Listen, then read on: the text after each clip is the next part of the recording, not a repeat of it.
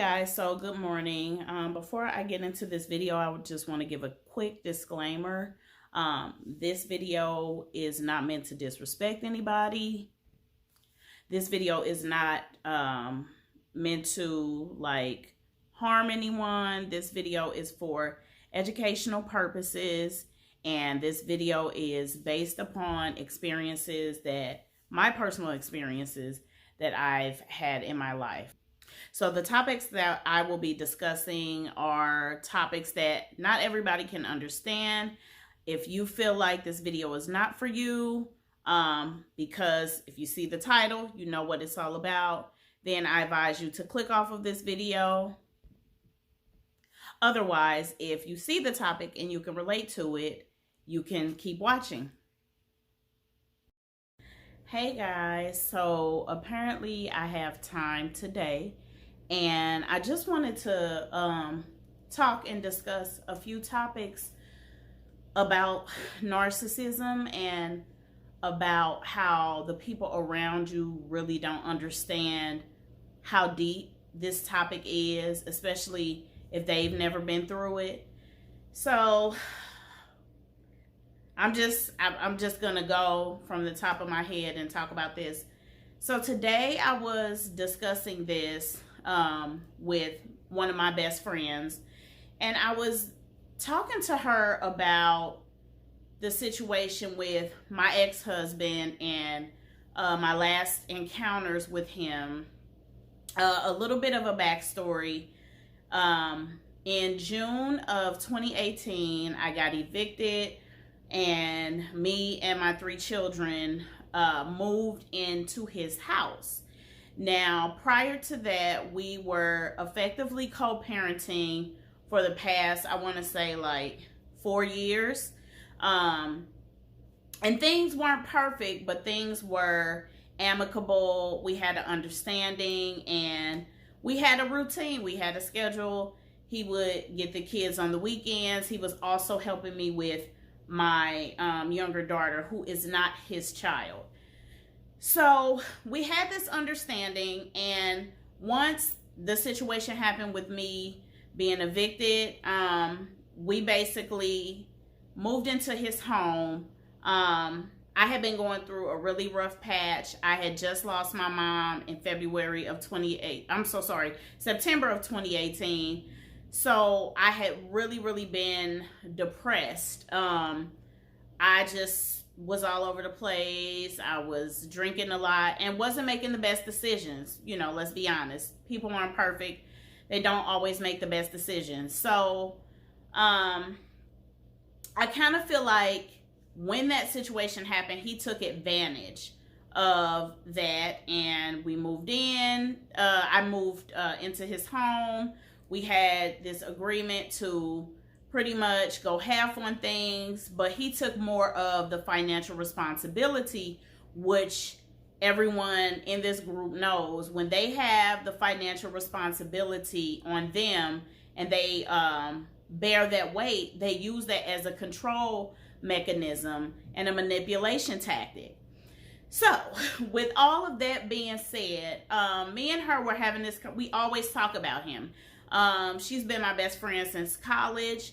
She was there when I was like, I'm gonna marry him, and I had already had a child with him, and everybody was like, no, why are you marrying him, and this and that. And I still at that point was in love with him, or at least I thought I was. And I made that decision at that time with already having one child with him, and then I had another child with him, and then everything totally combusted, and we could no longer coexist. And he did his thing with the woman that he decided to leave me for, and they stayed together for 7 years until she died from stage 4 cancer. So my best friend was there to witness all of that. She always had knowledge and was privy to what was going on with him and the things that he was doing. And I'm jumping around a little bit. I hope y'all following me, because I was really compelled to make this video, because I have to get this out, because I don't understand why the people that's around us and that have been connected to us for a very long time don't understand what the hell is going on. There's a lot of people that are not, there's a level of education missing for people who don't really know what narcissism is. They understand, like, okay, yeah, this person's a narcissist, you know, on the surface level, but they don't really have the knowledge to understand that there are different type of narcissists, whether they're covert, malignant, or, you know, whatever. So these people don't understand, and she's one of those people. And we were kind of, I wouldn't say we were having an argument, we were debating, because she was like, well, you never took accountability for your part that you played in it. And for me, I feel like it's not like that. It's not like I've never taken accountability. I've said, okay, I shouldn't have moved back in with him. I shouldn't have done this. I maybe shouldn't have even married him and connected my life with him. But without that, I would not have my 2 boys. And it just frustrates me how the people, even the people around us connected to us, or people from the outside looking in, can be so fooled by the narcissist. This is the power that the narcissist holds, because people look at it like, oh, it's not that bad.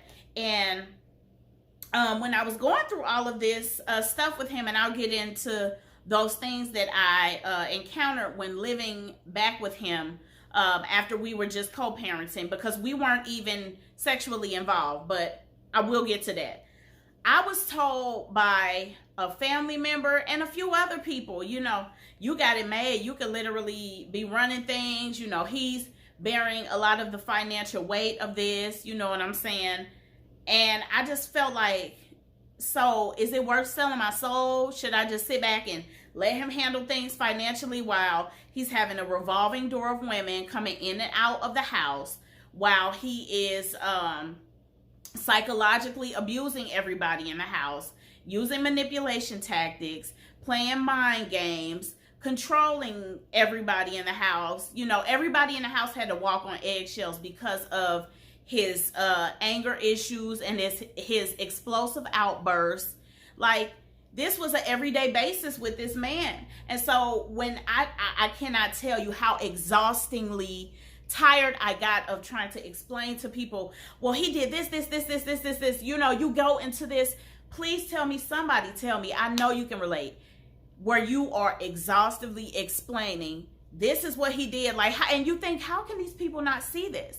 And so today, my best friend was like, everything that he's doing is not narcissism, or everything that he has done while you guys were connected was not narcissism.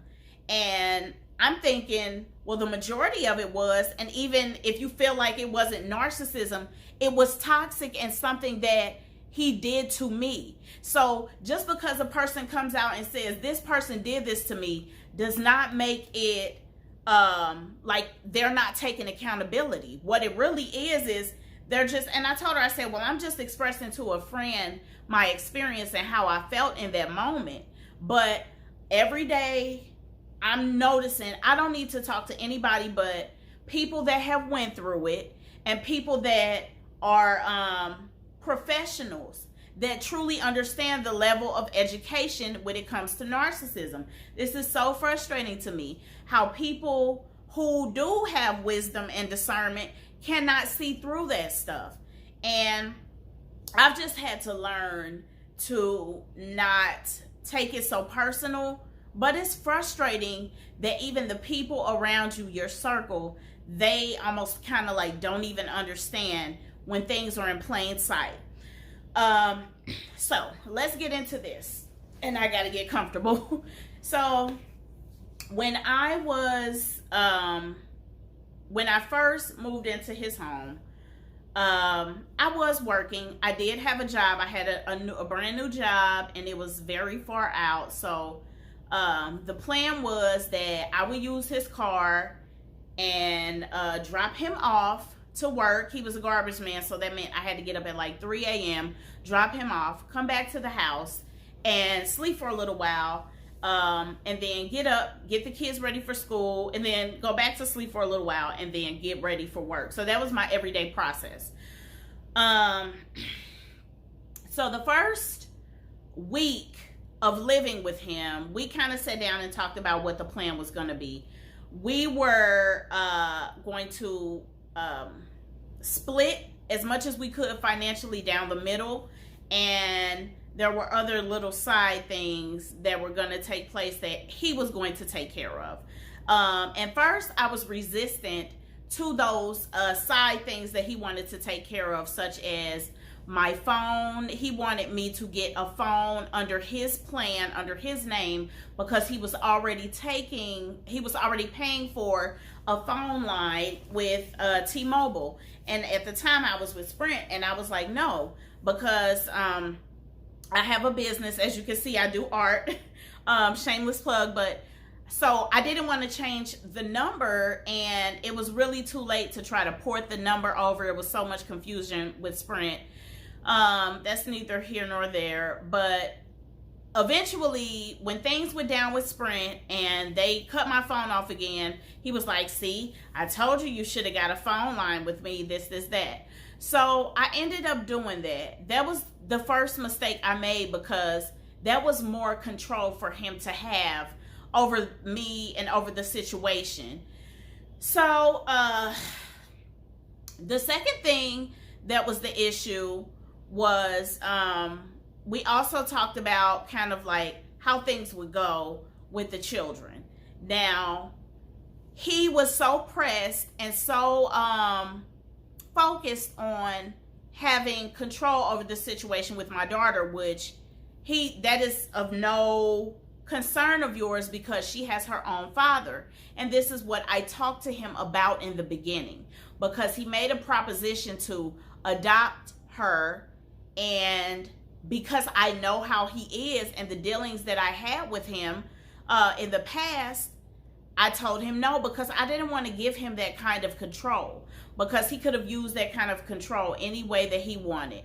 I think, and this is just me, it don't have to be true, I think that he really wanted to adopt my daughter, because that would have automatically had another link and child to tie me to him, so that I couldn't break away the way that I wanted. He wanted to have control over my daughter. He wanted my daughter to call him dad, and she didn't feel comfortable with that at all.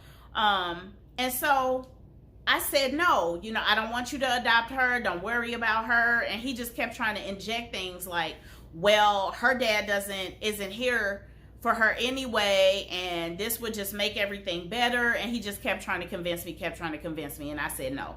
So a week later or whatever, a few days, I don't know how long, I'm just guesstimating, my daughter came to me and told me that he sat down and had a talk with her. Sorry, that's my phone. He sat down and had a talk with her in regards to him adopting her and being her father, asking her, how would you feel, and things like that. And I felt like, okay, I went to him and I said, why did you overstep your boundaries with that? Even though we are living in the same home, you said that you would help me till I get on my feet, and that turned into, well, you should stay for 5 years until the boys get grown, because blah blah this and blah blah that. And I wasn't thinking, I swear to God, guys, I wasn't thinking. And just being around him automatically made me feel like I was a victim all over again. So I fell under the same types of naive behavior that I have in the past when dealing with him. He is a very domineering person. Every man has domineering traits, but he is an alpha male, and he just wants to force so many different things, and just force his narrative, and force his beliefs, and force his views, and force his ideas. It's just so crazy. So I felt like, okay, I was almost to the point where I was like submissive to everything, but I still had certain things that I was like, no, this isn't happening. But when it came to me staying for 5 years, unfortunately, yes, guys, I agreed to that because I just wanted to do what was best for my children. I wanted to try this out to see if we could coexist in the same house so that the boys can have both of their parents in the house. And it was cool at first. There was, certain little red flags that I outright ignored and I shouldn't have. So, with that being said, we agreed to the 5 years, but I still told him, no, I don't want you to adopt my daughter because that she has her own dad. Whenever he comes, that's cool. If he don't, this is not, you should be worried about your 2 boys and the other one that you got that you can't see. That's another story. So things were okay. And we ended up moving into this other place because we needed more room, because I had all this stuff. I had hoarding issues. Oh my gosh. So I had all of this stuff on top of all of this art stuff. It was ridiculous how much stuff I had and how much stuff I had to leave at the old place when I got evicted. So he ended up finding this house, and when I walked in the house, I already knew that it wasn't it. And I guess he didn't care or whatever. He was just so dead set on moving into this house because it was closer to his job. Hey, what am I to say? I couldn't even get anything in my name because I had an eviction at the time. So that was a whole nother thing. I couldn't even be on the lease because my name was not good enough to be on the lease, if that makes sense. So we moved into this place, and I didn't like the place. And the first night that we were there, me and my daughter, we just got bit up all over the place. So come to find out, the place was infested with bed bugs, and we couldn't even leave because we were gridlocked into this contract.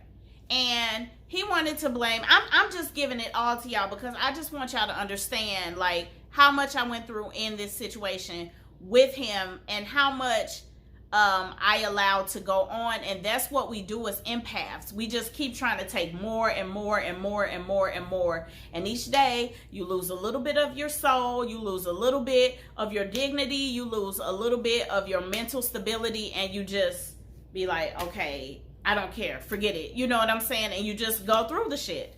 So anyway, he was blaming me because I had a cat. I don't know why he didn't tell the landlord that I had a cat, because that just would have made more sense to be open and honest about the situation.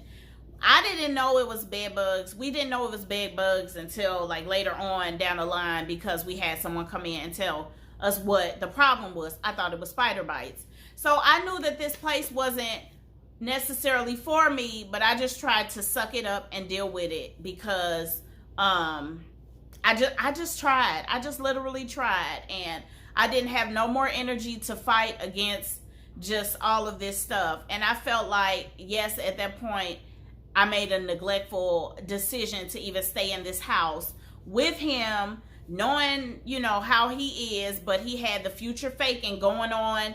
Like, oh, yes, I've changed. Yes, we're going to do this and we're going to do that. And, I'm here for you. Let me fix this. I made so many decisions when we first got married, and I messed up, and I feel like it's because of me that you're in this situation. So let me fix it. Let me help you. Da da da da da. Blah blah blah. Blah blah blah. Feeding me the bull crap, and I'm just eating it up because, whatever. So, we stayed in the place, and then comes the second element of the situation to where his ex, he had an ex that he was living with before we got into this situation, and he literally broke up with her because he told her, I don't want this situation to push my boys away. The boys, my oldest son was like tired of going over there because her daughter had a lot of mental issues, and she would be screaming in the middle of the night. Like, the stuff was just out of pocket and crazy. And so he came to me that Thanksgiving, and he was just like, I don't know who is blowing me up. I'm telling y'all, I just, my phone be so dry and nobody ever talks to me. Now, people are talking to me. Anyway, so the ex came into the picture, and she wanted, and I also have therapy at 10:30, y'all, so I'm gonna try to wrap this up as quick as I can. I'm trying to breeze through it. So he wanted me to have Thanksgiving dinner with her. He was like, well, you know, what you got planned for Thanksgiving? Because we moved in October and the next month was November. He was like, what do you have planned for Thanksgiving? And I said, well, you know, I might cook something. I'm not sure. And he was like, well, she said that, you know, she doesn't have anything to do for Thanksgiving. And she asked me what I'm doing. And he said to me, I don't celebrate Thanksgiving at all because it's a man-made holiday. But she wanted to know if she could come over and have Thanksgiving with you and the kids, and y'all just have Thanksgiving. And at first I was like, okay. I mean, you know, this is what narcissists do. They always ask all of these demands of you and favors when they know good and damn well that the stuff it's not good. It's like, why would somebody do this? But they don't give a damn. So they just gonna ask you because they want to know how much they can keep getting out of you and keep exploiting you and keep putting you into emotionally unstable situations. So I was like, okay. And then I had thought about it and I was like, you know, I don't think that's gonna work for me. And he didn't like that. And he was just like, just say you feel some type of way. You know, they try to make you feel like you crazy because you got standards and shit. Like, are you kidding? You know, this is what he do. He likes to just have enmeshed situations with the women in his life. Like, that's what they do. They surround themselves by so many people because they can't even focus on what's really going on inside of them. And that's what the case is still with him probably to this day. So anyway, so this probably gonna be a part 1, and I'm gonna come back for a part 2 because I'm telling y'all I got so much to talk about. I can't even talk to people around me about this because they don't understand, because narcissism is a trend and blah blah blah. I'm on one today, y'all. Like, I hope y'all can relate. This is my cousin. She's in a narcissistic situation and I'm trying to help her get out and she don't get it. Look, y'all, I got time today, okay? So anyway, he wanted to make me feel like I was crazy because I wanted to have Thanksgiving dinner with just me and my kids. I don't want to be around her. Like, your ex, are you kidding? And this is the same type of situation he tried to put me in before when we were freaking married, okay? So that situation was done, did it. He got pissed off about it. But I stood my ground. No, I don't want her over here. And it wasn't no beef or drama. I just didn't feel comfortable with that. That was a boundary I had of mine. They want to make you crazy because make you feel like you're crazy because you don't want to lower your standards for them or because you have boundaries. So anyway, the second situation was the little girl that she had was coming over every weekend. He was like, I really want to be in her life. That's not even your kid. You know what I'm saying? But this is what narcissistic men or people do. This is what they do. They do favors for other people because they're almost expecting that other person. They keep people around so they can exploit and use them. That's what it is. So if that means doing a favor for them every now and then, they're going to do it because they're always going to keep that person at arm's reach so they can use them when they need to. So that's why I feel like he was keeping the little girl coming over every week, watching the kid every week. So it got to the point where he's back in the back room sleep, and I'm the one that's, you know, I'm this the type of woman that I am. If it's kids in the house, they, you know, I'm gonna look out for them kids like they my kids, and I wasn't going to allow certain things to happen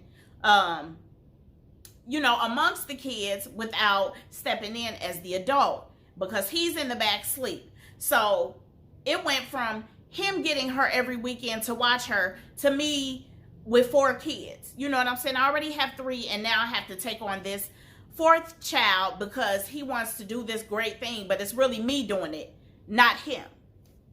So that was a situation, and it went on I'm telling y'all, it went on for months, and I felt like I had to do certain things because I was staying in his house and he was bearing the majority of the financial responsibility. So with that being said, it got to a point where I was like, this crap is getting out of hand. The little girl will be getting up in the middle of the night talking about, my pants are stuck on my leg. They're supposed to be on your leg. What are you talking about? Kids do silly stuff like that, okay? So I felt like she need to be going and talking to him, because I just live here. I'm the one, I came here, you know what I'm saying, because he said that he would help, but I'm ending up having more heaps of responsibility that's not my responsibility dumped on me. So that situation went on.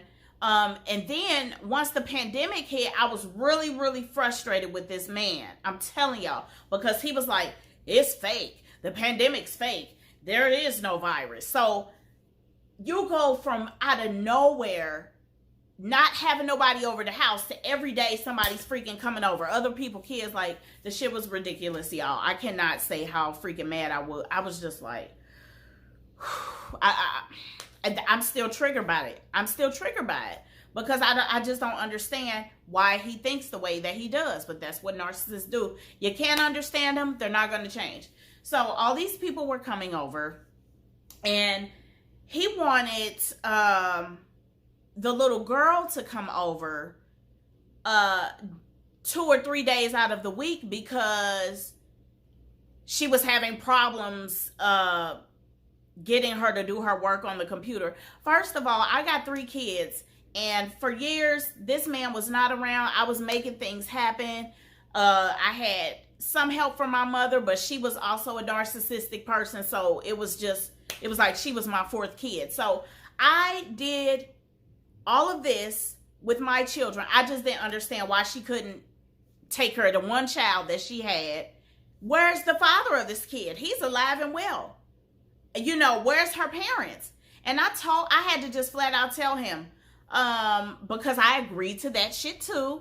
And then I ended up going back and telling him, I just don't think that I can do all of what she's asking, because that's not my responsibility. I said, if you want to enable her on your own, cool, that's fine. You can do that. But she got a mama and a daddy. I don't have that. And I still had to make a way with my children when he wasn't there. So all of that being said, he didn't like that.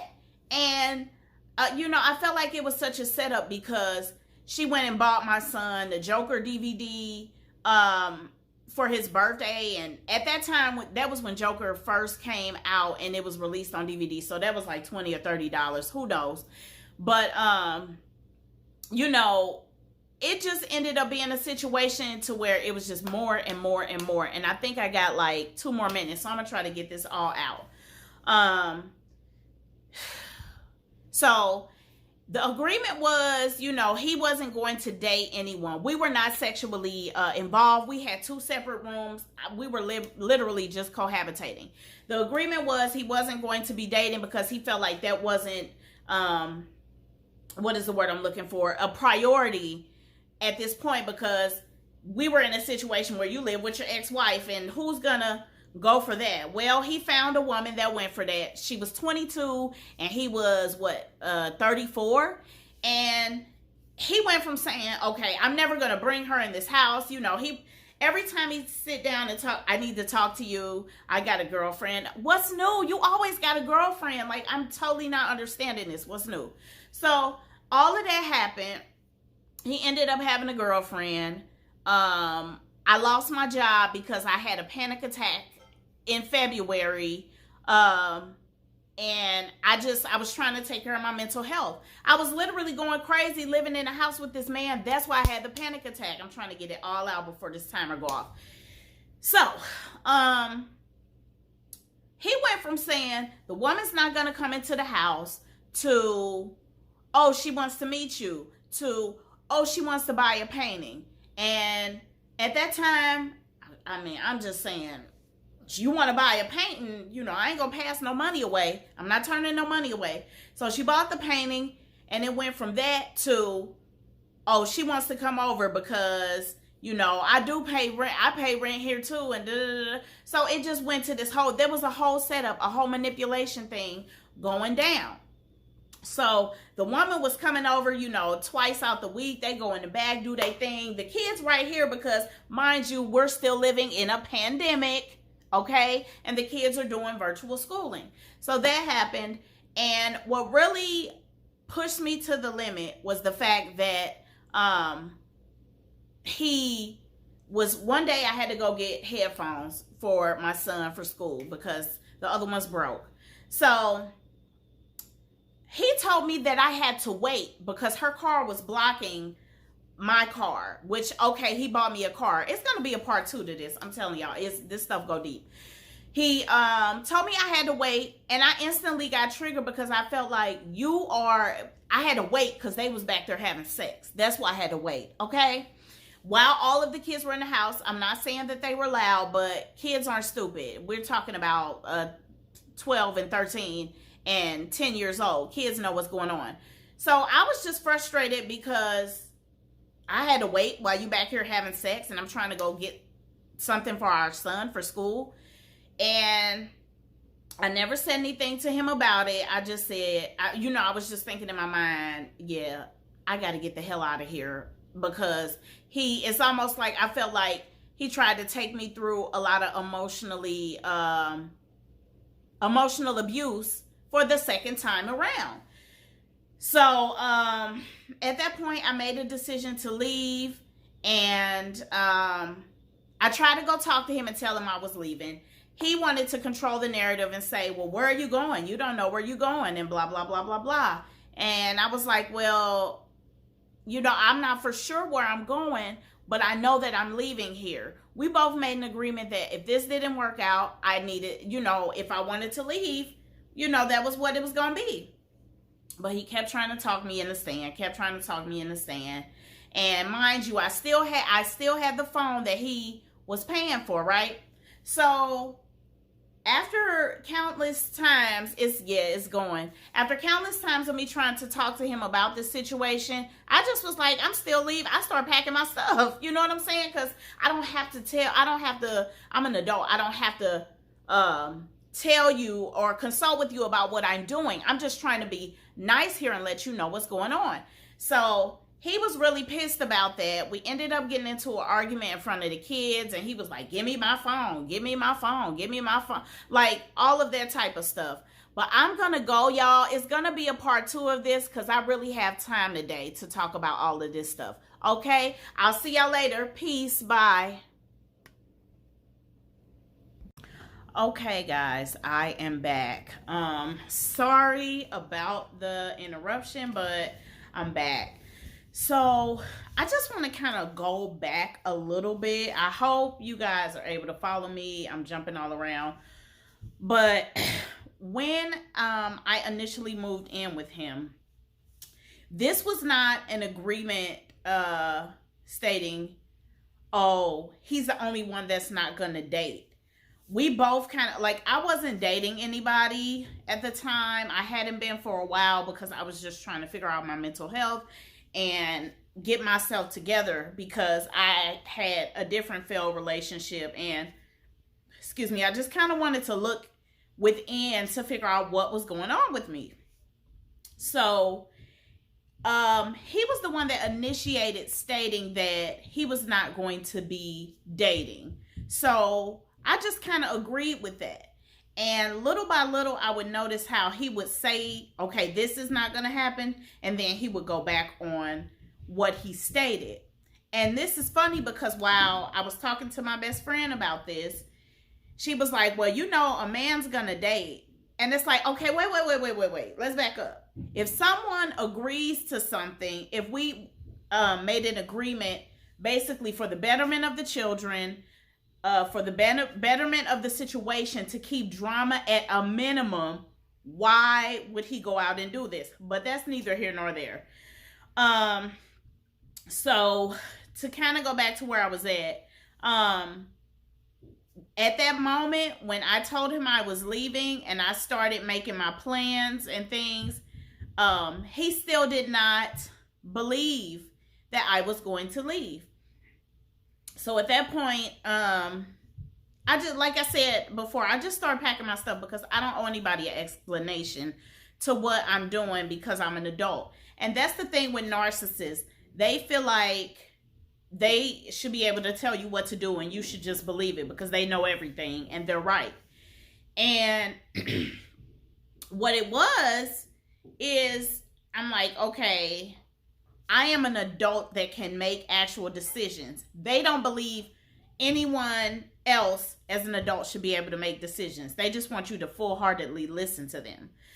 So,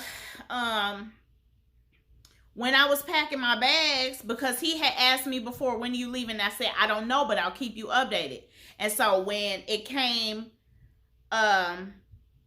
like at the end of the conversation, he was like, well, if you're not staying, there's nothing else to discuss. And I'm like, here we go. Because things weren't going his way. He didn't want to discuss it anymore. Hold on. Okay, sorry. I need this Mountain Dew. But because things weren't going his way, he didn't want to discuss it anymore. So I was like, fine, you know, whatever. And so I told him, I said, I went to get a new phone. Like, I was not playing games with him. I went to get a new phone, and I told him, like, I was very upfront. I'm not going to lie about this. And maybe I was just giving him too much power and telling him too much. But I was like, I got a new phone. I'm going to give you your phone back, or I'm going to give you, you know, I told him I'm going to give the phone back to our oldest son because it was our oldest son's phone first. So I was like, I'm going to give him the phone back. I'm going to factory reset it, blah, blah, blah, blah, blah. So I'm doing my thing. I'm moving my stuff, blah, blah, blah. And he kept calling me in his room and, or coming to me, and he was like, are you factory resetting the phone, or are you done factory resetting the phone? And I was like, almost, not quite. And he was like, well, don't do that because we don't know if you're really leaving. And I'm thinking to myself, didn't I already discuss with you that I was leaving? I'm leaving. I wasn't understanding what he didn't get about that. Like, I didn't get it. So, I just kept on factory resetting the phone because the light bulb came on. I figured out that I was being manipulated. I figured out I was being exploited to the fullest extent. I figured that I was being used to the fullest extent. And to people who cannot see past what's going on, you know, on the surface, they would think like, well, how is he using you? How is he exploiting you? How is he manipulating you? And like I said before, he was using me and exploiting me to watch somebody else's child that he really didn't give a damn about. He just wanted me to watch her so that it could benefit him for whatever thing was going on with him and his ex. And so, again, the situation with the current girlfriend, it was two different women that I had to deal with and meet, and my kids had to deal with and meet. And I'm like, why is he not seeing that this is not, I don't know about anybody else, but I'm not dating right now. And I'm not dating because I feel like my kids don't need to meet nobody else. Like, I'm putting my dating life all the way on the back burner because I don't have time to keep getting to know people and then, you know, enmeshing myself. I don't have time for that for me, and they're definitely not going to be meeting my kids.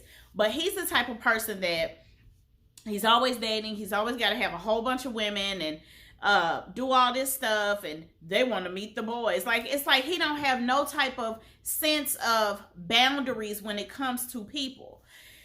So, anyway, another thing, his mother was very sick. He wanted me to take care of her. Like, she ended up getting sick like the day before I was to move into his house. It was just so crazy how the lines of everything happened and like how it all happened.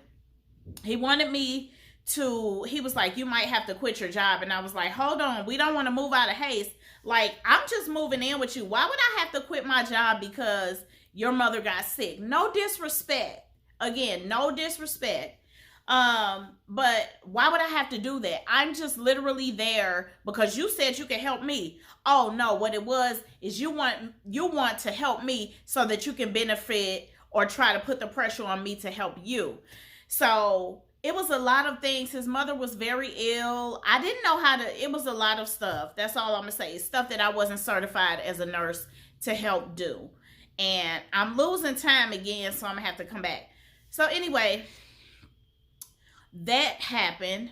When I explained to him that I was doing all of these things and I'm getting this, I was throwing stuff away, I was giving stuff away because I had so much stuff and I needed to shed in that season. I needed to get rid of everything so I could just move forward. And he literally told me, I'm gonna do everything to get you to stay. And it was just so weird. It really was. It was crazy. And once he started saying stuff like, I'm gonna do everything in my power to get you to stay, I really knew, okay, it was time to go. Moving back a little bit, he bought me a car. Now, this was the craziest thing that had ever happened because I did make a bad business decision and I went and bought a little putt-putt.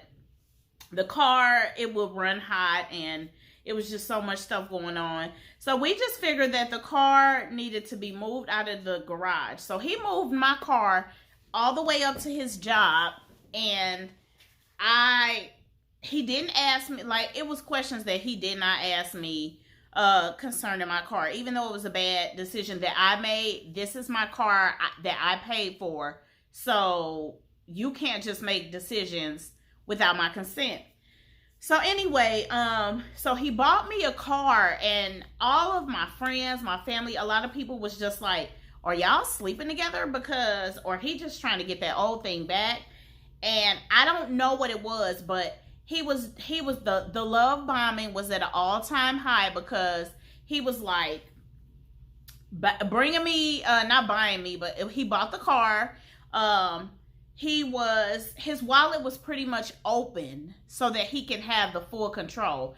He was bringing me home like purses every single day and stuff. And you know, I took the gifts. I didn't really know how to navigate because I was back in his home, and you know, a lot of stuff was hitting me from left field because it was like I had to relearn this person all over again, even though we were co-parenting. Now that I'm in the house with him, it was something totally different. And he just kept saying stuff like, I got my family back, or I got the family back together and stuff like that. I was never getting back with him. I was never going to sleep with him, which I didn't. And you know, whatever his delusions were, that was on him. I wasn't into that. But I did accept the car because I literally thought we were doing this for the house so that I can have a way to work and it wouldn't coincide with him going to work as well. So once it was time for me to leave, I put the key back on the hook. I gave him the phone back, and he was in just so much shock and disbelief about this. And I literally left while he was at work because the scene would have been very ugly if I waited or left while he was there. And he was talking about, you didn't communicate with me, but the whole time I was communicating with you, you were saying that you were going to talk me into staying. So I just made my own decision. Okay, so I am back. One thing I do want to say is, once I decided to make the decision to move forward in leaving and packing my things, he was very upset. And there was a situation that I wasn't made aware of in terms of my children going out of town with him. So he planned a trip. I knew nothing about it until like the day before it was to happen.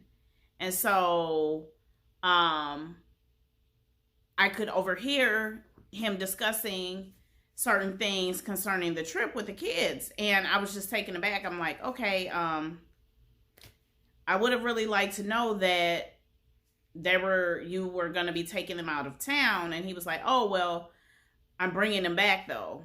But that doesn't matter. You know what I mean? Like, for a person who has these type of tendencies, they don't think about boundaries at all. And just because you're bringing them back home doesn't mean that you shouldn't consult me about taking my children out of town.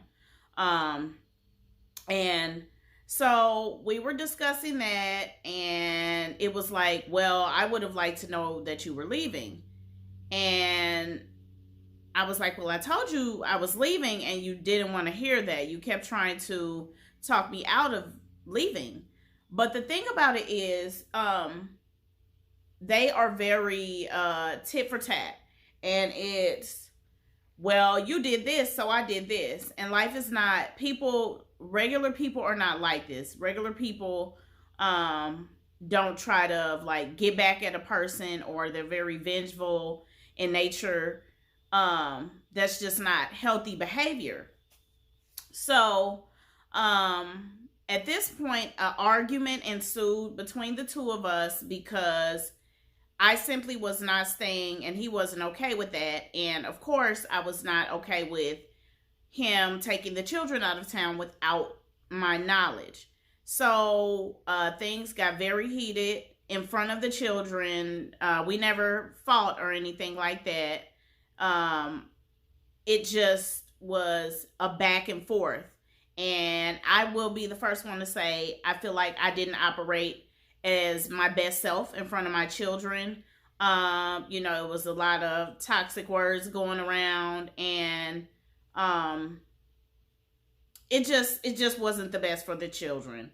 And what really struck me in the moment was, well, it was almost like putting a rush on me when it comes to getting my things and getting out. And so I'm just like, okay, well, I'm packing my stuff. And it was taking me a while because, like I said, I had so much stuff to get rid of, so many things that I just couldn't, I just kept hearing in the spirit that I needed to shed everything that I had, or most of what I had, because where I was going, I didn't need it, or I couldn't use it. So it was something that he said that really triggered me. It was like, he went in the back and started talking to his friend on the phone about the situation.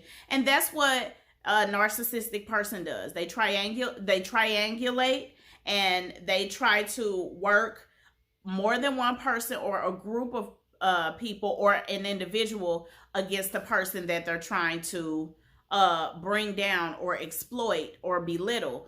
And I could hear him say like, well, I'm the garbage man. I'll tear all this stuff off the walls, because I had a lot of my paintings on the walls. So it was just so toxic, and I just couldn't do it. And we were like talking, and what I was saying was right, and he didn't want to hear that. So he slammed the door in my face. And before that, he was like, I'm going to call the police. I'm going to call the police and all this stuff. And I was literally just standing at the door talking to him. And because what I was saying was pricking his heart, he didn't want to hear it. So he slammed the door in my face. And then my daughter started crying. It was just so much haywire stuff. So that situation happened. And after that, it was like, I don't know. I'm trying to, because I blocked so much out. But I think, I want to say what happened is, I ended up going to a friend's house. And I told my sons, you know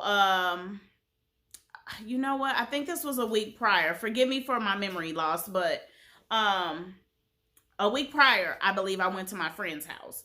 And my friend was allowing me and my daughter to come and just kind of, get out of that environment and just have a breather and just have, some personal time to ourselves. And I left the boys with him.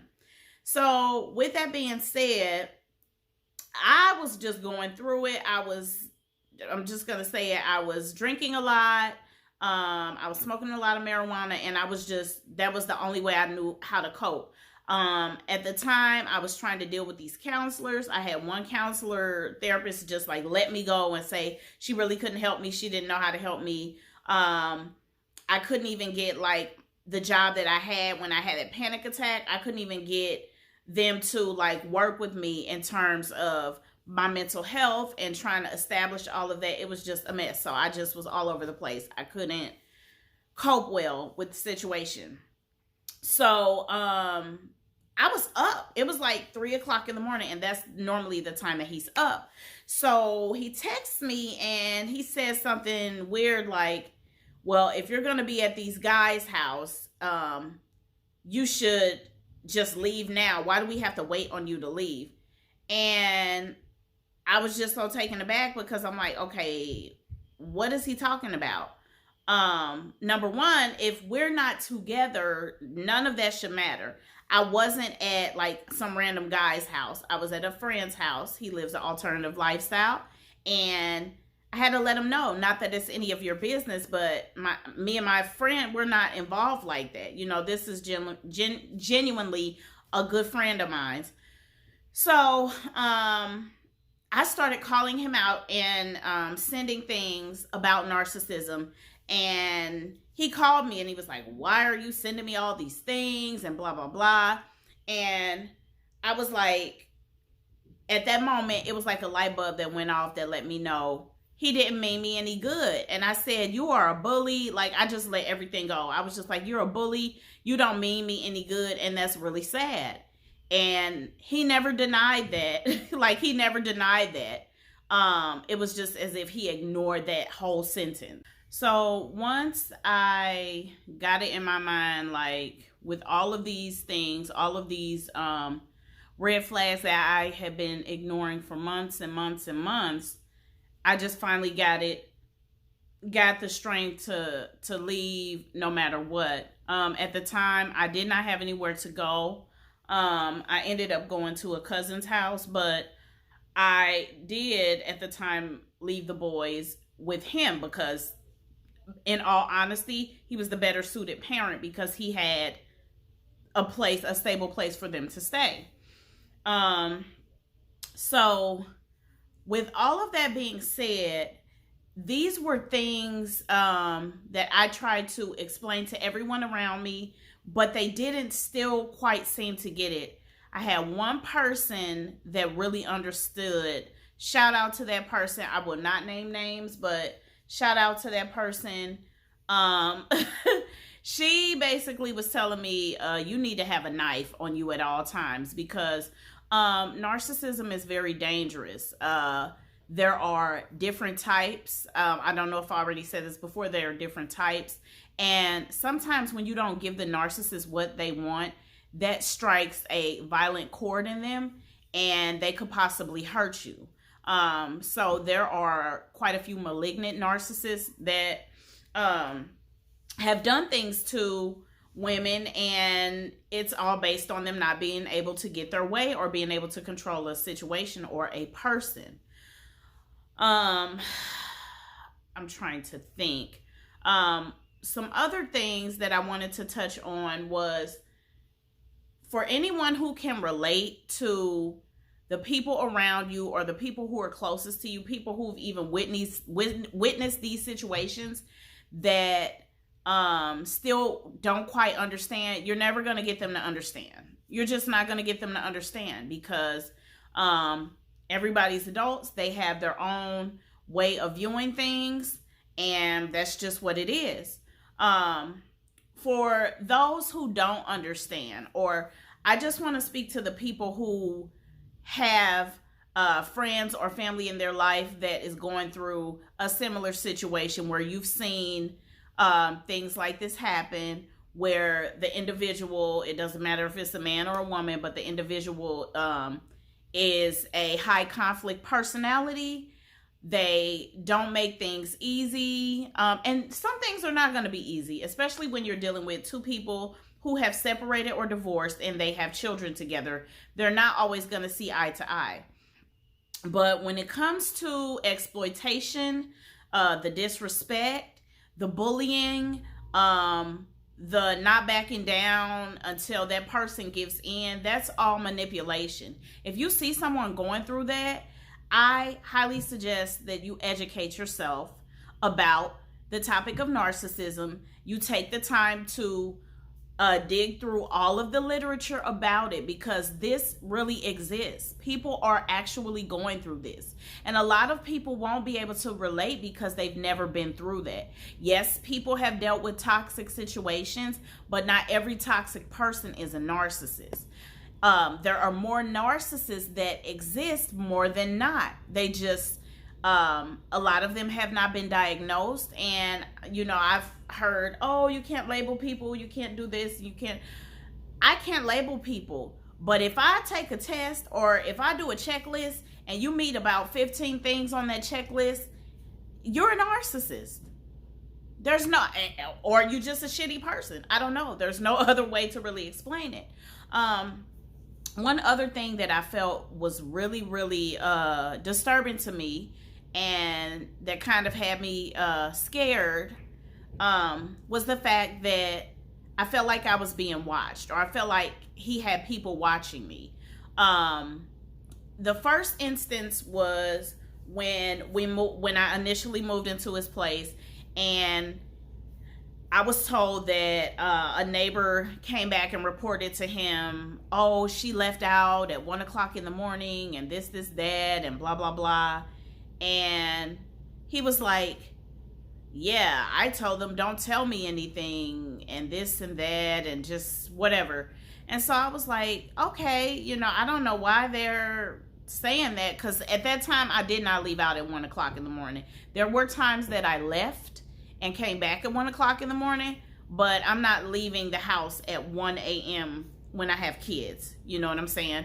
So, anyways, once we went to the second place, there were still instances of him coming to me saying, why are people telling me that they seen you walking, or why are people saying this, and why are people saying that, and the last piece of evidence for me that was really disturbing was that his friend would just come over the house unannounced when he wasn't there. And I was just like, okay, that's weird. And he would either pass the house or he would either stop at the house. And he would come and get like a tool out of the shed or some strange crap. And most of the times it would be the same time of the day. And I mean, I could be crazy, I don't know, but I kind of felt like he was telling him like, yeah, stop by the house and make sure, whatever, or check on her or see what she's doing. Whatever the case this individual was coming by the house every other day, or passing by the house every other day to come get stuff, or he would just be there. He would just show up. I was never made privy to him showing up. He would just show up, and then I would get reports back to me from my ex-husband that, oh, somebody said they seen you walking. I wonder who that was. And so if we're at one house and you're coming and reporting back to me that someone's seen me walking, or someone said I left out at 1 o'clock in the morning, and now we're at a second house and you're saying that people are telling you things. People are telling you things because you're having them report back to you about what's going on. So for me, that was a really big red flag and really scary. So not only did he purchase a vehicle for me, that was one element of control. He wanted me on his phone plan, and he eventually got that because, like I said, Sprint cut my phone off and I couldn't get a phone with any other people because it was on my credit now. So he had the phone. He was having me babysitting his ex-girlfriend's kid, and trying to put it under the guise of him helping her. He got his current girlfriend that he had to purchase my art after he told me that she would not come into the house. And after she purchased the art, she ended up coming into the house. On top of that, I was, being watched. So it was all of these things going on that collectively gave me the biggest aha moment of my life, to see that I was being controlled, I was being manipulated, I was being exploited. I was being gaslighted. And every time I would say something like, try to bring something up, what a narcissist can do is it's called crazy making. They can do all of these things covertly, and then once you blow up, you're the crazy one. And I cannot tell you how many times I literally had people in my circle that I was talking to on the phone who I would say, this is what he did and this is what he did. I mean, like going into great detail to try to get people to see and understand. And they would be laughing. Not that they would be laughing at me, but they would just laugh it off like it wasn't a big deal because they didn't really understand and they didn't really know. So I'm going to stop the video here. Again, I just want to encourage those who feel like they may be alone because nobody really understands the depth of narcissism and how toxic it is. And I also want to encourage the ones who really don't understand. If you have family members who saying they're dealing with a narcissist, get educated. Not everything is about narcissism. However, because this is a new generation, I feel like God is raising up people to actually expose the narcissists, because there's a lot of them that just have not, this has been going on for a long time. Psychiatrists and psychologists have just found out a way to be able to, what is the word I'm looking for? To examine people to find out their personality disorders. There are many personality disorders. So thank you guys so much for watching this video. If you have any questions, just hit me up, DM me, like, comment, subscribe, share. And I'm also going to leave a link down below to my Etsy shop if you want to purchase the painting. I hope you guys have a wonderful day. And to the super empath, stay encouraged. This fight is not over yet. Thank you. Peace. Have a good day.